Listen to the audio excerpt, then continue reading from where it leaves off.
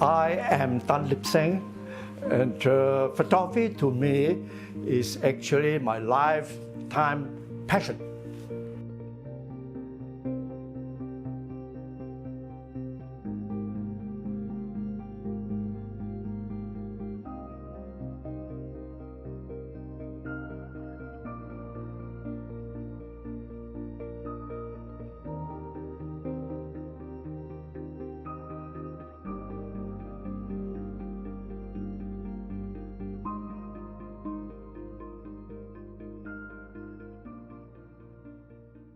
Photography is all light and shadows. Yeah, So you make full use of the lighting conditions, and then there was against light, and they were so colorful. I definitely agree with you about how good light changes everything. Yes. And I mean, just on a day-to-day basis, when I see good light, my mood also change. Oh yes, yeah, and then you just kind of feel excited. You want to go out. Yes. The light is great today. Then you just like do something and go out. True. Or sometimes even though if you may not have your camera with you, you just sit and appreciate the quality of light. Exactly. And then that makes you like kind of like in gratitude of life sometimes. Yes. Yeah, I think it's a nice wisdom to kind of carry, not just as a photographer but also as a human being. Yes. Yeah, to just appreciate the small little things. Exactly, because as you know that photography is concerned, it's all about your perceptions, your concepts, then your perspective. And that's what you say is quite right. Even if you don't have the camera with you, because you already develop yourself on a very good observations, your life is more enriched. Enriched, don't you think so? and fulfilled. Very enriched and fulfilled. Yeah. And it's a lot of satisfactions. So talking about your vision, how do you come to arrive at it? Like how were you starting to be aware? So like I believe like with the Rolleiflex you were mostly taking family, right? Yeah. But how do you know like, oh, I want to photograph in trance? How do you know like, oh, the color derivative technique is something that I want to do? Like how did it come to you? The important thing about this color trance or the color pictures, I think your color has to be really vibrant, right? One punch. Because if you enter the competition, there's thousands of them. The judging of them is actually a split of seconds, 1 or 2 seconds. If you don't punch them, punch the visual panel, you don't caught their eyes. Right. Out you go. So I realized that. I say, how am I going to achieve that? So one good thing about a good friend of mine, he said, hey, I think your color trance can do something, to create that vibrant color. And besides your composition, of course, that's important. Then we came to look at some of the pictures submitted by overseas. Okay, they use high contrast auto film, which is a colorblind film, which turned the blank sky into black. As I think quite a number of my slides turn the sky into black. Yep. And you also can mask up, I think the area that unwanted, which most of the original can't do it. And about adding color, so I started to use a blue toner. Right. Have you heard about a blue toner? To print the original into positive film and then tone them in blue tone. Before I managed to get the diisochrome. So I can add blue, I can have violet, I can have green of color of your choice. So it depends on the original how to create a greater vibrant color impact on top of your well-composed picture. I think subject-wise, as to date, I'm quite interested in landscapes. Landscapes, yes. And I like nightscapes because of night. Also night photography. Yes, night photography. Night and day, but also I share the same passion for color. So I totally connect when you say how color is really important to bring across and captures people's attention. Yes. But in terms of my photography approach, I move beyond like what the subject is to actually think have my work to think more about what photography is. Yes. So I think you were sharing some ideas like the idea of the decisive moment and also about creating composition. What I'm interested in is to really extend that or even defy that. So for example, like how typically a photograph would be a fraction of a second, I like to make my images hours long. Yes. And sometimes, because I work with multiple exposures, so sometimes in between exposures, there will be the gap of maybe like a couple of days or a couple of months or even, years to overlay the second exposure. So it's really extending the idea of time in photography, not just about thinking of it as a fraction of a second or a decisive moment, but having the camera to do the memory work of time. I see. So something like the way the camera actually mimics us as a living being, like how when we look around, we are always kind of absorbing the light and then recording in our memory. I would like to see the camera as doing it something quite the same. I mean, that sounds quite experimental, but it comes back to a lot of very basic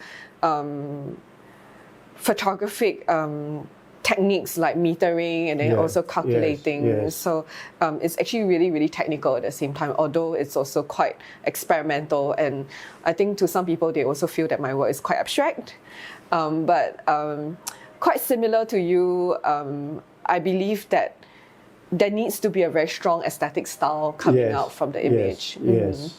You see, so in my case, besides what I've mentioned, I think the idea, the concepts of what I see, of my perception is very important. Because, you see, when I come across any subjects, even right now, I quite like landscapes. As what you said, you capture it, and sometimes different time, then you try to and put them together. That's what I did, I think, with some of my shots. You see, when I come across a scene or something which I like to capture it. Then I keep it in my collections. Then later on, I will use it when the idea strikes my mind and sort of thing. So all this actually is a sort of creations. And as photography is concerned, actually, most of the things are about creations. The creations that you have in mind sometimes just strike your mind in a split of seconds. And sometimes when you see scenes, I think you respond, you arrange it, accordingly. And then it can be very, very, short time. So you see, that's one thing difficult about photography, because we all think differently. Whether you're using film or whether you're digital, it's the same. But nowadays, I think it's different. I think anybody can do it with a Lightroom. Anybody can do today it with digital photography. to create that. That's why one of the recent one I did mention. I say, hey, this is a copy that I did it recently with Lightroom. Hey, those days, if I have such a facility or such a device, maybe it's not challenging for me. Yes, and the challenge is important to make you stand out. When you take up the challenge and you say, I must do it, especially not only for myself, for Singapore. So they put the Singapore into the map of the world of photography in color trance. That's how I managed to stay there for almost 20 years. That's really an achievement. Wow, that's really an achievement. So right up to second position and things like that. Wow. I remember when I was a young photographer studying in art school, I also told myself that the more I challenged myself, the harder it is for people to copy me. Yes, true. So true. You just really kind of craft your own unique approach. And because it's so hard, you know that many others will just kind of give up along the way, and you know you're already there already. So maintaining that challenge is also very important. Yes, so the techniques of doing color degeneration it sounds simple, but at that time, I tried to retain the highlights of the original. Sometimes it could be white, it can be white. Right. Then I go to do some retouching on the black and white copies before I turn it to color. So just kind of bring back the details. Yes, in that's the right. Highlights. Yeah. But those days when I look at the entries from overseas, they didn't do that. So everything's flat. Yeah. Oh, that's quite a pity. You can turn into black or turn to color. Right, partially like solarization, that sort of thing, you know? So which is different from what I did. So it becomes very graphic. But you try to kind of maintain the same, all the textures and the details. But what I need sometimes is the original textures, the original color that I like to retain. Technical part actually is important, but because of digital format, I mean, that can leave it to the camera, right? You just set, accordingly. And then some of them even don't know what is F number. That's very sad, isn't it? Yes. And what is shutter speed? Sounds like a disaster to me. Isn't it? Yeah. But it's not surprise because I ever experienced that before I retirement, I conducted a workshop for the doctors. Because you must know your shutter speed, you must understand more of your F number. What is the F number for? I think for publication, for medical illustrations and all that, I think your depth of field is very important. Yep. Isn't it? That's where the F number comes in. All this now, I think most of people, they've forgotten about it. They say, oh, I shoot 100, I pick one. Photography is about conveying your personal emotion and your personal relationship to what you're experiencing in reality. But I feel that without the craft, you can't go deep because emotion is complex. Like you're not just happy, you're not just sad. There's just so many things going on. And then being able to understand the craft of photography allows you to make very, very distinct decisions as to, so knowing exactly what f-stop you're going to be, knowing exactly what shutter speed you're going to be is very, very important in fully conveying the complexity of your emotions. So sometimes you might feel something and then you photograph, but how conscious and how controlled or how aware you are. You see, one good thing about practicing photography is also how you develop your patience. Because as you just mentioned, that you're going to wait for hours sometimes. But you see, for landscapes, I think if the moment is right, it's a split of a second. You don't have to wait. But I think what you mentioned about the F number and all that, which is very important. And I think after observing so many days, long period, shooting landscape locally, I think I realized that nowadays the worst things they use iPhone. The iPhone. iPhone. Okay. The camera on the mobile phone. They just hold it and shoot. I say, oh no, that's no good. No matter how, you don't understand. You just should see according to the screen, according to the screen. I say that's no good because you don't have your own observation, your own feeling in there. You just shoot. And you didn't even know that what sort of F number and what sort of shutter speed you're using.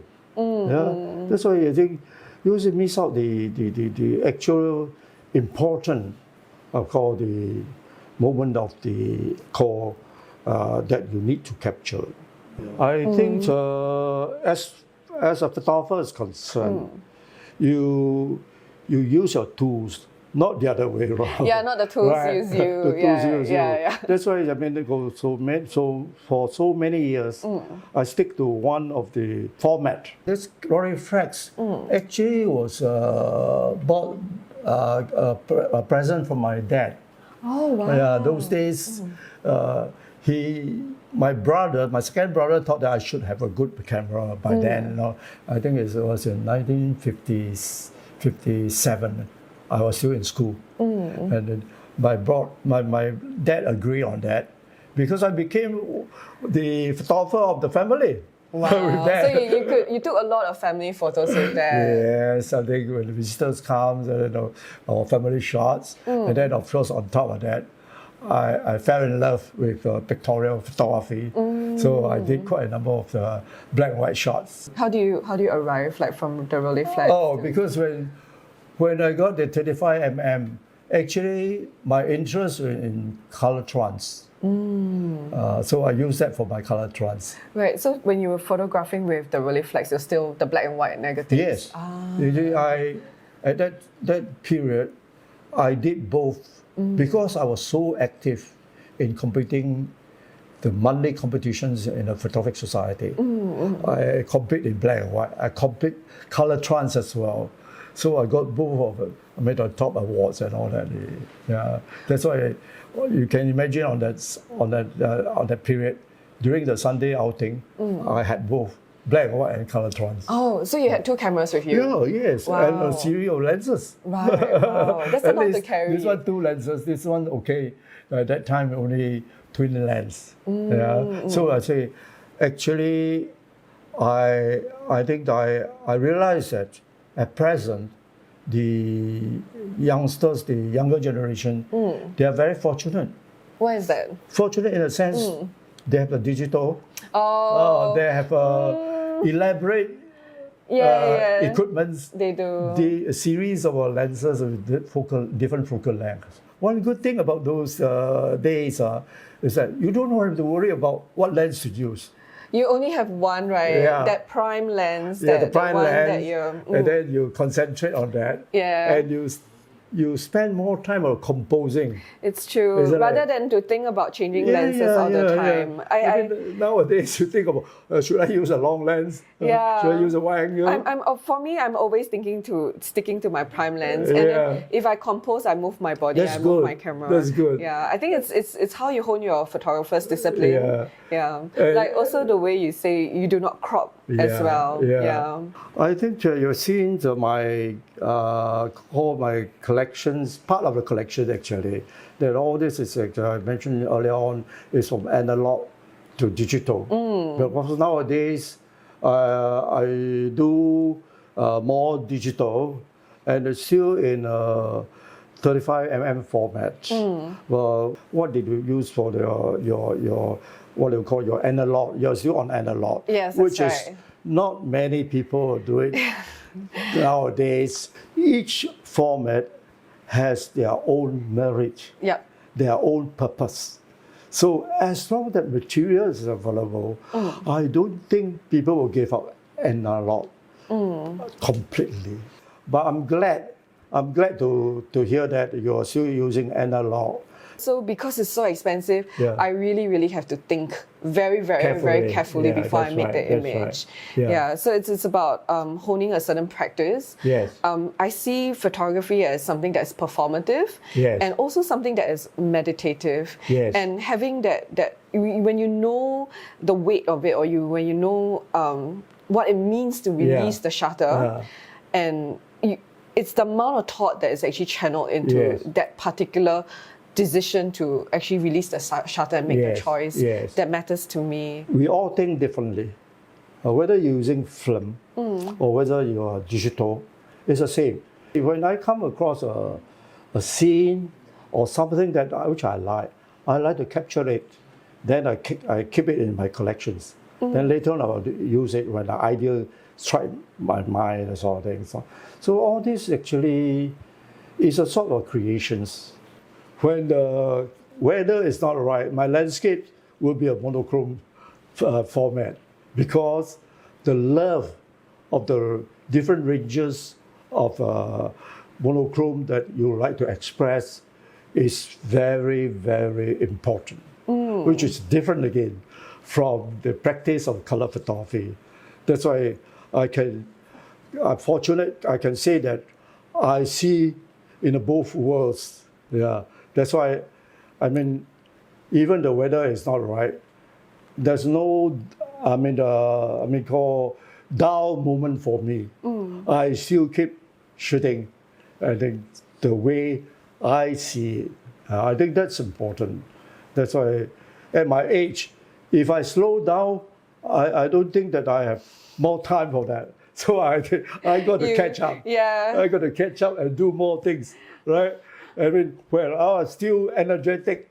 You can see for yourselves, I'm still energetic, even at my age. Yeah, I think that's important in yourself. It's really interesting how when you say at your age you're trying to speed things up. Yes. But contrary for me, I would say prior to the pandemic, every month I was on a flight, and and every month like it's just like work. There was like back to back, and sometimes the mantra that I had to tell myself is I need to slow down. Yes. And that's the same kind of philosophy I bring into my work as well. It's quite contrary. It's not about the split timing, but it's about slowing the entire process of photography down. I see.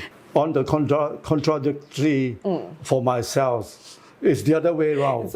You see, because of my problem of a health problem discovered 1.5 years ago.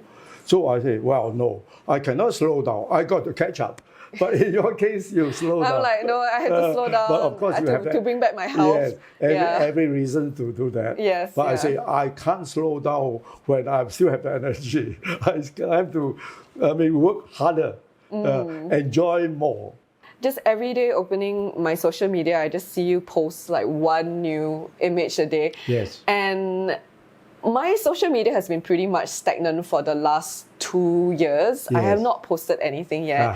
So I was in so much admiration that you being so senior, and like you're still so in touch with the technology today, and still so in touch with actually exhibiting your works. Yes. And part of me inside actually feels a little bit embarrassed and ashamed. Oh, because being younger, I should kind of be more active in these areas, but instead, like somebody way more senior than I is so much more active, and I start to wonder, what am I doing? Because I rarely post the images that I take these days. Yeah. But for you, it's almost every day or every other day, and you even have like a website to just like even write and blog, and the level of your activeness makes me aspire to want to be like you when I grow older. What keeps you going, Mr. Tan? Thank you. Because I think for myself, I think photography, the sharing of your work is very important. Sharing. That's what it's all about. So how you feel, how you capture, you must be able to share. Not a lot of photographers can print these days. And to be able to produce a really good print, it's a different skill sets altogether. It's a different level of photography. And as a teacher of photography, it's something that I try my best to convey to my students. But they do miss out on it because the consumption of the image these days is just at the phone itself. So then, why do I have to create my image to go big? Or why do I have to, like, I have like my Instagram and I share it and I have like tons of like, I do not need to make a big print. So I think that really differentiates like a really, really serious photographer from a photographer who's just kind of in it for kind of the popularity. It's all different way of sharing. But for exhibitions in a gallery, I think you need it bigger. And then because most of the viewer, they will expect to see more details. Whether in a website, of course, you still can see that, but it's not so much. So that makes a difference. And the print with the tactility, the touch of a print, the texture of a print. And just even seeing our slides just now, like the way we are actually able to hold it and the way I could actually tilt it. It's really, really intriguing because you could see the space and like how you do it. And although I saw your works on the virtual exhibition, when I saw the actual slides, I'm like, oh, this is how it looks. Yeah, the sensation of looking at the image is so different. I mean, the virtual exhibition is amazing. Like, it's so different. Informative. Yeah. But seeing the actual slide itself, I'm like, wow, and being able to hold it, it's so amazing. Yes. Being able to touch and hold. Like, I still want to have all these sensations in enjoying photography, and even like with your book, feeling the weight of the book makes me also think this is the weight of your practice over so many years. My passions, over so many years. And I'm wondering, like, when I do come to your age, whether I will have the same weight and that same presence, and if I could also produce something like that, where I could, share with people, and that's really amazing. Like, being able to feel your work. I think that's the beauty of it versus being able to see it on a digital platform. But digital platform is great, like you said, so many people can see it. And I'm just imagining, even like with the virtual exhibition, people from overseas. And that's where you really truly talk about like putting Singapore on a dot for that. Yes.